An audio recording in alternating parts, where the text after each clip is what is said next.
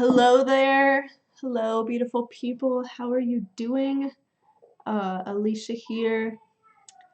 If you haven't introduced yourself yet, I would love for you to pop into the Facebook group and tell us just something that you are learning. Maybe share a story of blessing, of grace, or a prayer request, whatever you want to share, or maybe a takeaway from one of these videos. We'd just love to hear from you. Okay, so day three. Today we're going to talk about managing your emotions. And I want to start by talking about something that is kind of a practical application of everything that we've been talking about. Okay, so I'm just going to get into it. Okay, so when we talk about one thing, if you've followed me at all, I've something that I like to talk about is separation and duality and holism. And okay, so on day one, we talked about the two selves and how we have the ego and the soul, or the inner self and the outer self. And I encourage you to practice being aware of the tension between those.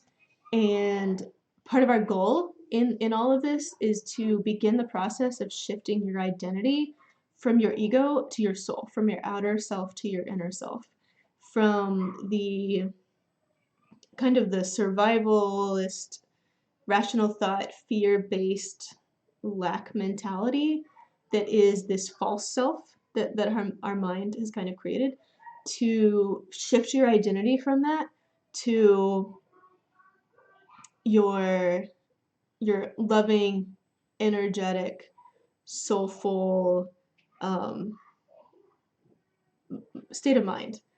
And part of that is changing the story that you tell yourself. And so, I am love, I am part of God, I am here on a mission, I am here to heal and to heal others. Everything difficult that happens is sometimes beyond my understanding, but I choose to accept it. I pray for Spirit to give me grace for whatever it is that is mine to deal with. I look for the lesson in everything that is difficult. I cultivate oneness with Spirit and with each other. I choose to view things out of love. Okay, so we talked some about that. And then day two, I talked some about the managing your thoughts and paying attention to your thoughts and the stories that you tell yourself. And so kind of going along with the stories you tell yourself, I want to talk about managing your emotions, specifically with guilt or shame or anxiety. And I want to talk about guilt, especially because I think when I'm speaking from a place where I'm currently in a safe bubble. We have food, we're healthy right now. No one directly close to me has been infected or passed. I am so grateful for that, and I am grateful for every day that continues to be the truth. And I'm trying to focus on what I am here, what it is for me to do right now. Okay, so oh yeah, so I was saying, so I'm speaking to people who are potentially in a similar state, and I was just thinking, what are the challenges that that you have, that I have, in as we're riding out this storm currently in this kind of bubble state where it's challenging to be at home, and the challenges are to get bored or to get frustrated, which is very different mental and emotional challenge than when you're sick, or if you're a doctor or a nurse, or you're tired because you're directly dealing in more of an adrenaline kind of state, right? Courageously dealing with the stuff at hand. So I want to talk about guilt, because I think guilt is such a prevalent emotion. It's a negative emotion, but it masquerades as like righteous or whatever, and it comes out of a mistaken concept and identity. And I heard something interesting that I really liked recently that really helped me with this. And it goes back to what I started with day one, where I was talking about, are you ever sick of yourself? Who is the you who is sick of yourself? Are there two selves? And yes, there are. And the spiritual truth is that you are not your thoughts, you are the watcher of your thoughts. And if you want more on that, you can read The Power of Now by Eckhart Tolle, or you could read some of Wayne Dyer's stuff. His is really good too. I always get off when I'm mentioning people's names. Okay, so guilt. So, what I heard that was really good was someone said that so many of these negative emotions, but we're going to use guilt as an example, one part of you is judging the other part of you. Now, judgment is a whole thing that we get into. There's so much spiritual truth and spiritual freedom and power in changing your relationship with judgment and basically learning to not not judge, because that comes into the whole like I am you and you are me. We are connected, and so when I judge you, I'm really judging whatever it is that I'm judging in you. I'm actually judging it to myself. For more on judgment, read Judgment Detox by Gabrielle Bernstein. Really good. But yeah, so when we feel guilt, one part of ourselves is judging another part of ourselves, and that creates separation and anxiety within ourselves. And it comes from a lack of our identity being grounded in the right place.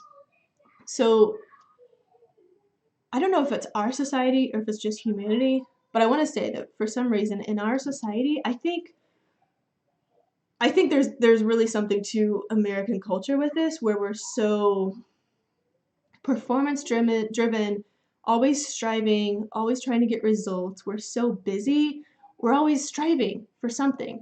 And I think partly that's because with the school system and the capitalism, and I don't know, so many things, we get so invested into those aspects of the ego that's just like I am what I have and what I do and what people think of me.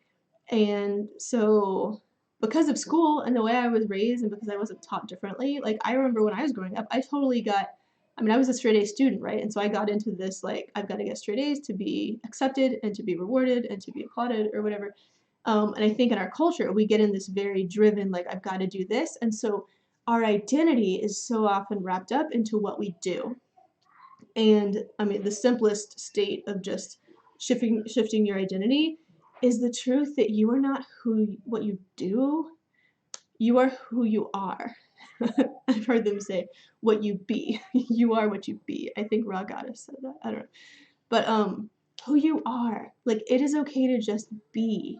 And I think this is good. Here's my summary for today. We get so wrapped up in what we do, and we have this whole emotional cycle and roller coaster around what we do. And this time at home, this quarantine, this shutdown of all of our regular activities is giving us an opportunity to come back to center ourselves in who we are and what we be. Instead of what you are, instead of what you do, it's what you are. And I like be, but the grammar's off, so it's anyways. Who you are, and I think so many of us are not at peace with who we are if we don't have that spiritual grounding, if we don't have that story that we can tell ourselves, or if we don't really feel the story. I think some of us grow up in church, but the world is louder, and we just somehow we don't get that grounding. And I think this is an opportunity to return to the truth that you are spirit, you are a son and daughter of God, you are co-heirs with Christ, whatever the words are that are empowering to you, you know them. You just need to pull them off the shelf and be like, I'm going to claim you right now. This empowering thought that I've been resisting receiving power and truth from, like, pull it off the shelf and be like, I am this, and I just am, and I don't have to do anything. So back to guilt. How does this solve guilt? Like, guilt comes from a place of judgment and a lack of identity and a lack of, I don't know. So if I see people who, like, I'm in some Facebook, prayer groups and spiritual groups, and community groups, and I see, somebody was talking about how their nephew lost their mom, and his dad was in the hospital, and I'm just, oh, my heart just breaks for that. And I think maybe if we don't know what to do with that, and we don't know if we would be okay with that, or we don't know why that happened to them and not to us, this turns into this disconnect and this anxiety in our mind. And so then we cling to our loved ones, and we feel fearful of our loved ones, and we can feel guilty that we're okay, or that we're safe, or that our loved ones haven't been taken, or we hear about what amazing money people are giving away, or those who are helping, or making masks or whatever, and we might feel guilty that we just want to watch Netflix, or we might feel guilty that we need to stay at home and we can't help, from any level of like really being fearful and not doing anything, to like not being fearful but just not feeling like we're supposed to give money, or like we don't know where we would give it, or we don't know what to do, but we just feel that there can be kind of like a survivor's guilt. Um, you know, uh, I'm not thinking of anything examples, but you know what I mean. So I want to address that just in managing our emotions, there's a process that we can go through where we think about things like guilt. And okay, so first step is to not resist it and to not hide from it. I think one of the single most profound opportunity in this time for us is for us to face ourselves. So the single biggest temptation will be to binge Netflix, or drink, or do whatever comforting thing that would just totally distract us and take us away from facing ourselves. I think most of us are so busy, and our schedule, and we're used to going to so many places, that why is it so hard to sit still and to be at peace and to be at home? I mean, you might say it's because you're tired of your kids, or you're tired of your spouse, or whatever, but the reason for that too, the root of all of it, is that you're not at peace with yourself. Which is why I named this what I named this, because what I really want to do in this series is to teach you how to find the path of becoming at peace with yourself. And so guilt is a judgment. It's part of you judging another part of you. And the solution is to go back to your identity. And when you can choose to be rooted in a new identity, in that place of love and spirit, then, and kind of a trust in the bigger picture, when you really have that experience of God and spirit and that bigger picture, and when you adopt the story that I'm a divine eternal soul. I had a life before this life. I'll have another life. My soul knew what it was doing when it chose these circumstances, when it chose these parents. I don't always know. The ego doesn't know. Like, you don't know. And I think the soul can only reveal it over time and to a limited extent. But we have the opportunity to accept, to have trust and the faith that a higher power, a spirit bigger than you, your soul that is more than what you can fully tap into because of the power of spirit, put you here for a reason. There's a reason that you're where you are, in that body, in that place right now. And if that is hard for you, just hold on, because we'll get to acceptance and resistance. But right now, I just want to paint this picture of, like, if you can take your identity to that place, then you can, like, so it's this really powerful, healthy tension between accepting goodness and being worthy of goodness and love. Self-love is a whole thing. I have a friend that has a whole podcast about self-love. So this is an opportunity to work on self-love. And the healthy tension is between self-love and accepting that you can be blessed and that you can have goodness, and that maybe this won't hit you the same way as others. Combined with the healthy tension is between accepting the blessing and then, and I think the flow is to slow down, to accept the goodness and the blessing, and to rest in the peace of your spirit finding alignment with love and peace, finding alignment with spirit. I had a whole season where I just came to that state of being at peace. Had to make sure the babysitter wasn't texting me a question.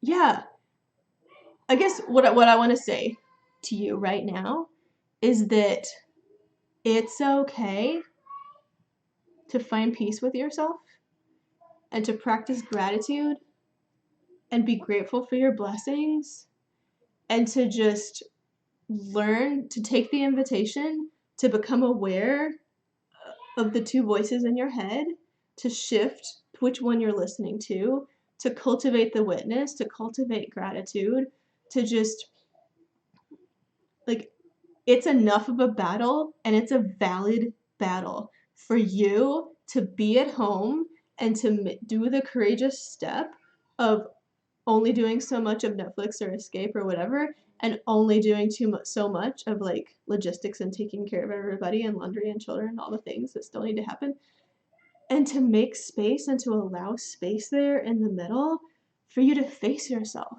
and for you to seek God and for you to listen and for you to accept whatever it is that's speaking to your heart, that you just need to relax and to accept.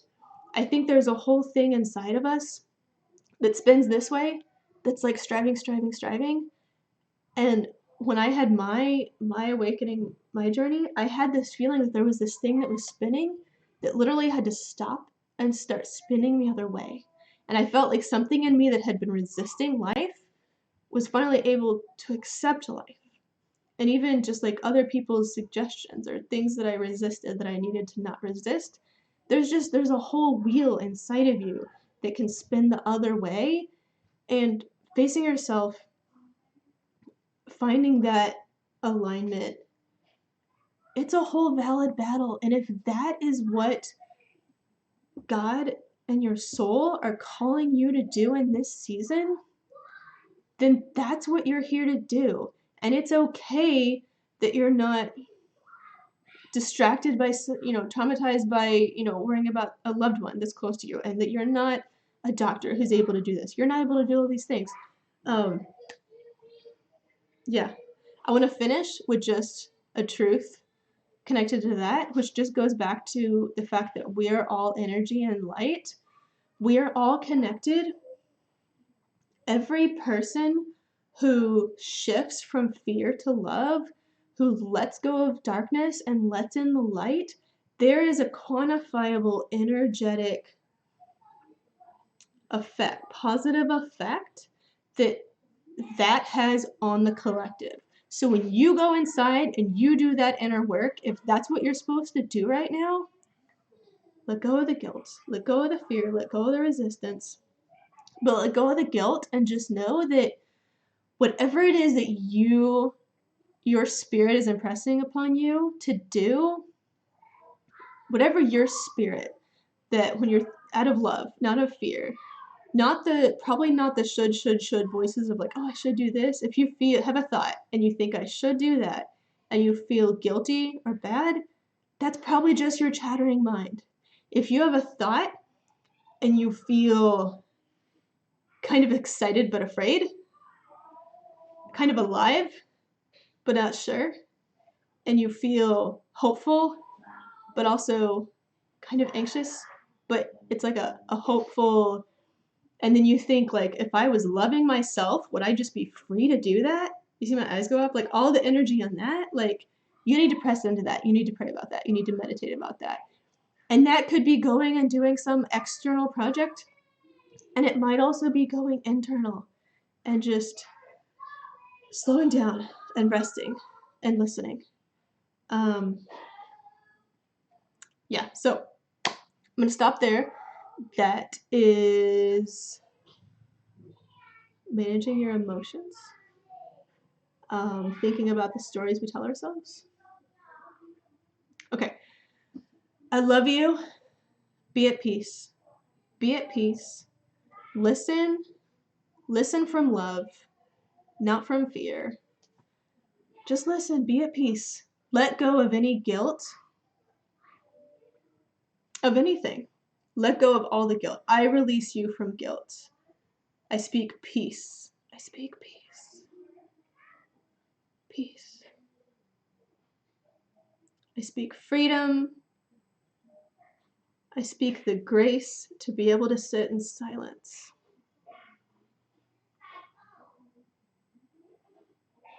Let go of the guilt.